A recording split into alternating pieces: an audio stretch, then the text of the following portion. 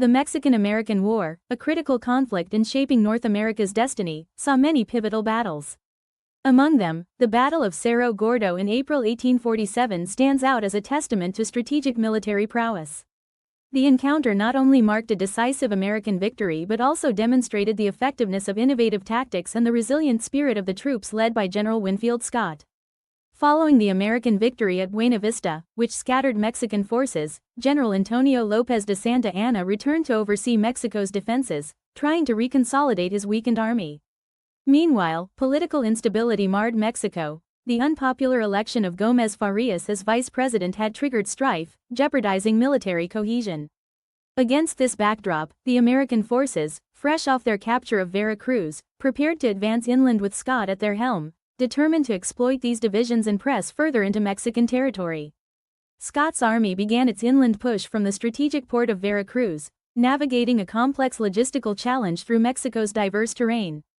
Capturing Jalapa and Perote, key defensive positions, demonstrated the Americans' increasing stranglehold on vital routes. The journey to Cerro Gordo was marked by logistical prowess, as Scott expertly maneuvered his 8,000-strong force through treacherous conditions, mindful of the tropical climate and the physical demands on his men and materials. Santa Anna, licking his wounds from previous engagements, entrenched his army at Cerro Gordo, a location chosen for its natural fortifications and strategic command over the national road to Mexico City. His force, numbering approximately 12,000, included rugged National Guards and Jarochata, aiming to exploit the defensive advantages of the elevation and surrounding landscape. Scott's approach was far from conventional. Leaning on detailed reconnaissance led by engineers like Captain Robert E. Lee, Scott devised an audacious plan to flank Santa Anna's prepared position. Understanding the Mexican entrenchment's layout, a new route was created to approach the enemy lines from an unexpected direction. On April 17-18, American forces commenced their assault. Scott's directed flanking maneuver bore fruit. As dawn broke, General Twiggs' division launched a fierce onslaught on the Mexican right, while multiple coordinated attacks unfolded. The engagement was brutal, with American forces overcoming complex obstacles amid intense musket and artillery fire.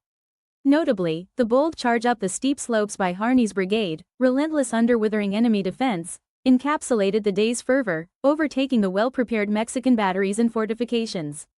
The triumph at Cerro Gordo was resounding. Mexican forces were routed, with more than 3,000 prisoners taken, along with 43 pieces of artillery and significant armament stores. American casualties were a fraction of the enemy's, underscoring the success of Scott's tactics. Consequently, the pathway to Mexico City lay exposed, and American morale soared. Strategically, Cerro Gordo hastened the collapse of Mexican resistance, propelling Scott and his men onward to seize Puebla and beyond.